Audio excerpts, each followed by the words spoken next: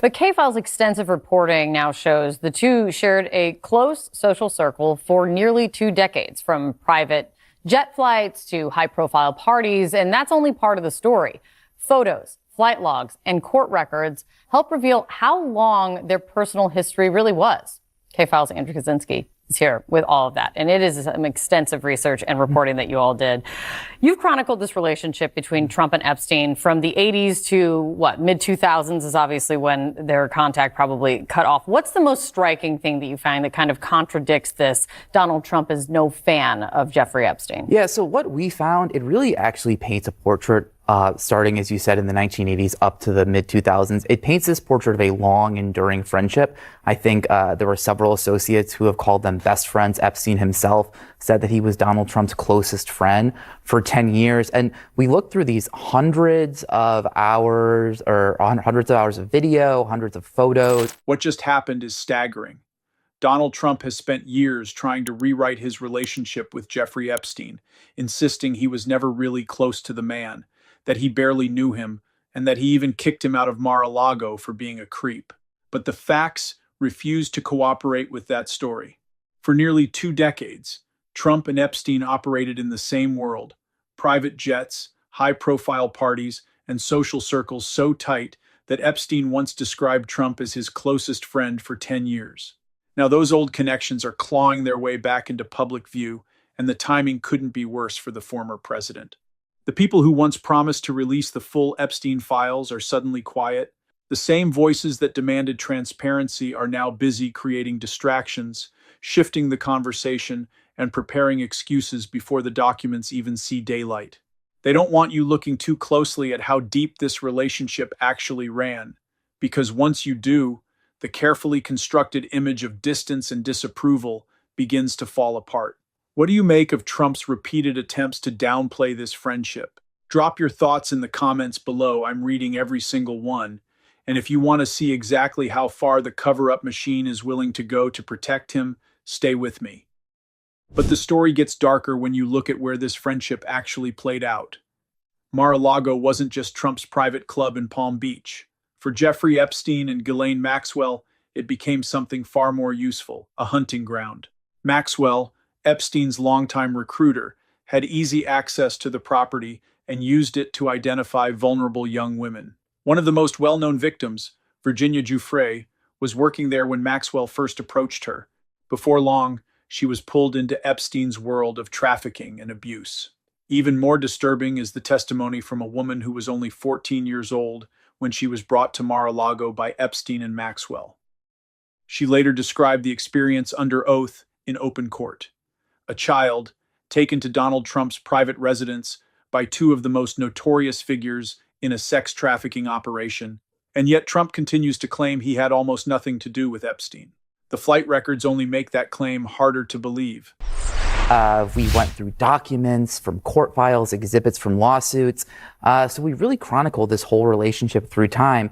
And one thing that I found really interesting was these flight logs from Epstein's private jet, which were part of that investigation into Ghislaine Maxwell. And they really tell you a story of how close these guys are. Look at just a few of them. This is in 1993, for instance. This is the same year that we found as well that Jeffrey Epstein attended Donald Trump's wedding to Marla Maples. Trump flew on that plane 4 times with Epstein and Ghislaine Maxwell between Palm Beach, where Mar-a-Lago is, and where Epstein also owns a home. Let's fast forward then to 1994. Trump flew from Palm Beach to Washington, D.C. with his then wife, Marla Maples, his daughter, Tiffany, and a nanny before they returned to New Jersey that day. These weren't random or occasional trips. Trump flew multiple times with Epstein and Maxwell directly from Palm Beach, the same area where Mar-a-Lago is located. The logs show a pattern of movement between their properties that contradicts any notion of a distant or casual relationship. In August 1995, just he and Eric were on board with Epstein and Maxwell. Again, they flew from Palm Beach to Teterboro in New Jersey. And then in January 1997, Trump flew with the pair from Palm Beach to Newark, New Jersey. All of these trips, 8 in total, were documented in logs that I'd mentioned were from that trial. You also took a look at what Donald Trump himself has said about Jeffrey Epstein. What did you find? Yeah, that's right. And one of the things that's always been so striking is that quote that he said in 2002 that we found in that New York Magazine article where he said he was a terrific guy, he liked beautiful women just like him. And then that quote where he says he likes many of them on the younger side. What does it say when the same man who now downplays his connection to Epstein was regularly flying with him and his accomplice while running a private club that Maxwell used to recruit victims? The pieces don't fit the story Trump wants you to believe, and we're only getting started. Even more revealing than the flight logs are Donald Trump's own words. Back in 2002, long before Epstein's crimes became public, Trump openly praised him in a New York Magazine interview, calling him a terrific guy who liked beautiful women, and then added the now infamous line that Epstein liked them on the younger side. Years later, in his own book, How to Get Rich, Trump casually mentioned receiving calls from a mysterious Jeffrey. Message pads seized from Epstein's home later showed multiple messages from Trump in 2004. Around the same time, the two men were competing to buy the same property in West Palm Beach. That was from an article entitled Jeffrey Epstein, International Money Man of Mystery in New York Magazine. Now, just 2 years later, we were going through Donald Trump's book, and there he had one called How to Get Rich. And then we wrote in his book that somebody named Mysterious Jeffrey had called him, and that you could see it right there. That's the passage from his book. He says Jeffrey calls in, but there's actually a lot of activity between these two in 2004. One of the things that was seized from Jeffrey Epstein's home during that initial investigation to him in the mid-2000s were message pads. And on those message pads, there were two, if you look here, two messages from Donald Trump in November of 2004. This is around the time the two of them actually were competing to buy a property in West Palm Beach. Trump ultimately won out. He beat Epstein, and this is allegedly part of what made their relationship deteriorate. Yeah, Donald Trump's talked about that as well. Trump didn't just socialize with Epstein in private. Public photographs and videos show them together repeatedly over the years at parties, fashion events, and even Trump's own wedding. They were seen laughing, dancing, and moving comfortably in the same elite circles, often with Ghislaine Maxwell present. One event at Mar-a-Lago even included Prince Andrew. This is the same man who now claims he was never really close to Epstein. The evidence shows otherwise. So we reached out to the White House. We asked them about all of this, and it's on CNN.com. If you read the timeline, it's very extensive. They didn't respond to any of the detailed questions that we sent. But Stephen Chung, who is the communications director for the sent along a statement, said, quote, "The fact is that the president kicked him out of his club for being a creep." So it's going to be interesting to see, because he says they weren't close. He says he was not a fan, but we continue to just see more and more revelations come out. Yeah, and we've heard that similar statement from Stephen Chung many times about questions that linger. It's great to see you. Great reporting as always. Thanks, Andrew. A key figure in the Epstein case, who later worked for President Trump, could soon be called to testify under oath. Alex Acosta was the prosecutor who infamously gave Jeffrey Epstein a sweetheart deal in 2008, a deal that allowed Epstein to serve minimal time in prison. Perhaps most troubling is what happened after Epstein's arrest. Alex Acosta, the prosecutor who gave Epstein an extremely lenient plea deal in 2008, later became Trump's Secretary of Labor. Despite knowing the full scope of Epstein's crimes, Acosta was never called to testify before Congress about the sweetheart deal he approved. And a deal that shut down the federal investigation into his alleged sex trafficking ring. Acosta then went on to serve as Trump's first-term labor secretary. For reasons unknown, Acosta, the man who would know everything about the Epstein case, was left off the House Oversight Committee's list of subpoenaed witnesses.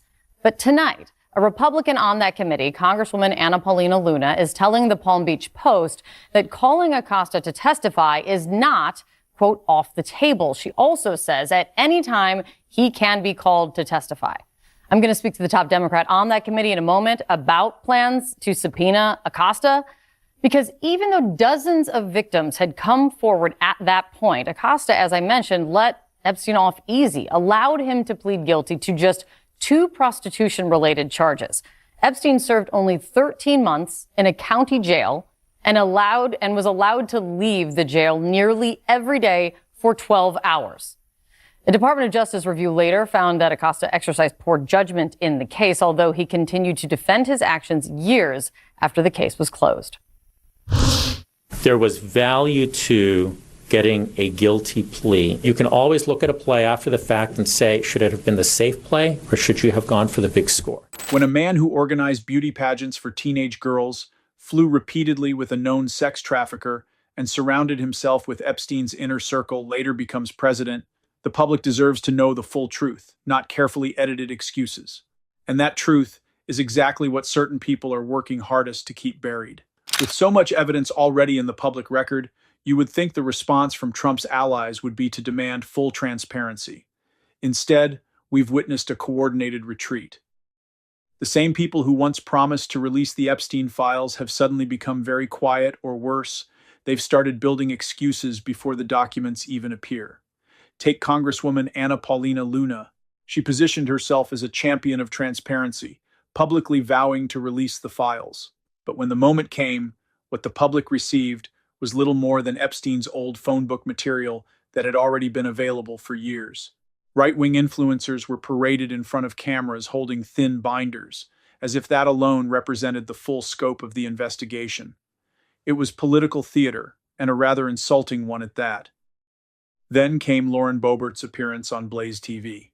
At first, she claimed to support releasing the names connected to Epstein, but within minutes, she began laying the groundwork to dismiss whatever might come out. She suggested the files could have been tampered with, wondered whether previous administrations had destroyed evidence, and even brought up historical assassinations to question the reliability of government records. It was a masterclass in preemptive damage control, preparing the audience to reject any damaging information as corrupted or incomplete. This wasn't an isolated moment. Pam Bondi, while serving as Attorney General, dramatically claimed the Epstein files were sitting on her desk and would be released soon. That deadline came and went without any meaningful disclosure. The pattern is now unmistakable: bold promises followed by bureaucratic silence. Meanwhile, the usual media defenders have gone into overdrive. Sean Hannity and Charlie Kirk have both spent considerable airtime minimizing Trump's documented relationship with Epstein, offering explanations that strain credibility. Their coordinated messaging suggests they are preparing for something bigger, bracing for the possibility that more damaging information could still emerge. What we are watching is not confusion. It is a calculated effort to manage a story that powerful people would prefer to keep buried. When politicians and media figures who once demanded the files now work to discredit them in advance, it raises a simple but uncomfortable question.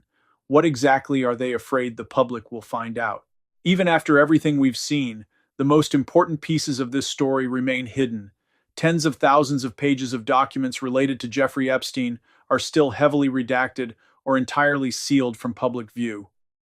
Files that could directly connect Donald Trump to Epstein's operations, including grand jury testimony from the 14-year-old girl who was brought to Mar-a-Lago, continue to sit behind black bars on government servers. The D-174 files, along with other critical records, have never been fully released. The information exists. The only thing missing is the political will to make it public. There is also another layer of evidence that has never seen the light of day. Author Michael Wolff once recorded between 80 and 100 hours of conversations with Jeffrey Epstein himself. In those recordings, Epstein spoke in detail about his relationship with Donald Trump. Those tapes still exist, yet no one in power has shown any interest in bringing them into the open. This is why traditional channels have failed. When those in control of the information have every incentive to keep it buried, we cannot rely on them to do the right thing. That is why the idea of shadow hearings deserves serious consideration. With Democrats now leading the House Oversight Committee, there is an opportunity to bring forward witnesses and evidence outside the formal committee structure that has so far produced nothing. These hearings could force key facts into the public record and keep this story from being quietly buried once again. The evidence we already have is more than enough to demand real answers. Sworn testimony, flight logs, phone records, photographs, and Epstein's own words all point to a relationship far deeper than Donald Trump has ever admitted. When a man who ran beauty pageants for teenage girls, who flew repeatedly with a convicted sex trafficker, and whose properties were used as recruitment grounds for underage victims, ascends to the highest office in the country, the public has an absolute right to know the truth. The question is no longer whether the evidence exists. The question is whether those in power will ever allow you to see it. Stay vigilant, demand the files, and never let them change the subject. The evidence is clear. Donald Trump's relationship with Jeffrey Epstein was not casual, and the political establishment's sudden silence speaks louder than any denial. While the most damaging files remain hidden behind redactions and excuses, the truth is already too big to disappear. If this story matters to you, hit the like button and drop your thoughts in the comments. Do you believe the full Epstein files will ever be released without pressure? Let me know below. Subscribe to Times U.S. Inside Justice Times so you never miss the next chapter of this investigation. We're not backing down until the public gets the answers it deserves. Stay sharp and stay with us.